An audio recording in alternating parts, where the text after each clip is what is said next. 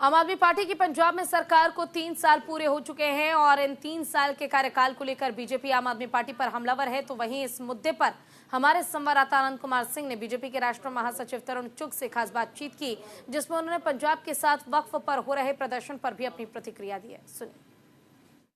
हमारे साथ बात करने के लिए बीजेपी के राष्ट्रीय महासचिव और प्रभारी जम्मू कश्मीर तरुण चुग साहब हैं। सर, अगर बात की जाए तमाम चीजों को देखते हुए तो कहीं ना कहीं पंजाब के 3 साल पूरे हो गए हैं, तो उसको कैसे देखते हैं आप? पंजाब के 3 साल आपदा की सरकार, पंजाब बेहाल। बीते 3 सालों में पंजाब में सिर्फ नशे में डूबा हुआ, बर्बाद हुआ युवा, महिलाओं को 1100 का झूठ, आम नागरिकों को भ्रष्टाचार, हर घर नौकरी का झूठा वादा, गैंगस्टर माफिया के हाथ में चला गया पंजाब स्पष्ट दिख रहा है। वेंटिलेटर पर लेटी हुई पंजाब की अर्थव्यवस्था और आए दिने आपदा पार्टी की कमजोरियों के कारण हो रहे धमाकों से दहलती हुई कानून व्यवस्था, चरमराता हुआ पंजाब का प्रशासन, अन्नदाता को कर्ज माफी पर मिला जीरो, एमएसपी का टॉप अप नहीं मिला, पंजाब में किसान आत्महत्या के मामले बढ़ रहे हैं और दूसरी तरफ भगवंत मान की सरकार कर्ज लेकर एडवर्टाइजमेंट छपवा रही है। अपनी फोटो छपवाने का शौक इतना है कि केजरीवाल और भगवंत मान की सरकार ने पंजाब पर 3,70,000 करोड़ का नया कर्जा चढ़ा दिया। पंजाब फाइनेंशियल इंडेक्स में आखिरी पायदान पर लटका। बीते 5 महीनों में 14 बड़े धमाकों से पंजाब को दहला दिया गया। भगवंत मान की सरकार दिल्ली में जमानती हारे हुए नकारे हुए नेताओं की आओ भगत में लगी है। इनके शासन में पंजाब बेहाल और गैंगस्टर और माफिया राज की गिरफ्त में पहुंच चुका। सर, जंतर मंतर पर मुस्लिम पर्सनल लॉ बोर्ड प्रोटेस्ट कर रहा है वक्फ संशोधन बिल को लेकर।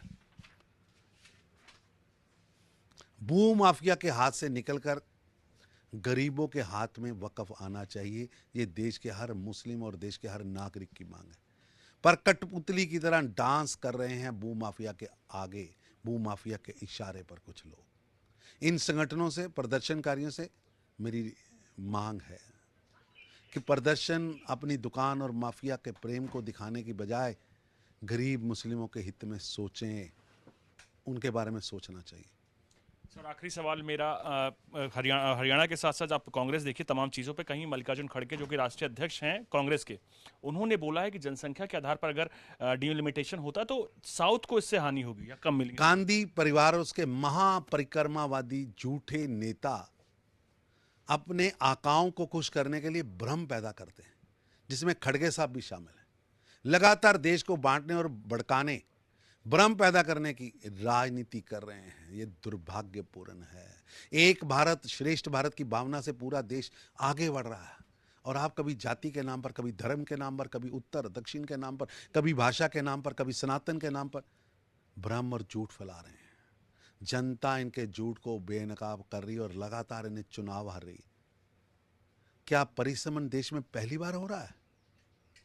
कुंठित मन से हताशा निराशा में आप परिसमन जैसे संवैधानिक प्रक्रिया पर सवाल उठा रहे हैं, झगड़े पैदा कर रहे हैं, भ्रम पैदा कर रहे हैं। यह दुर्भाग्यपूर्ण है। बहुत शुक्रिया सर, हमसे बात करने के लिए। कैमरामैन भूषण के साथ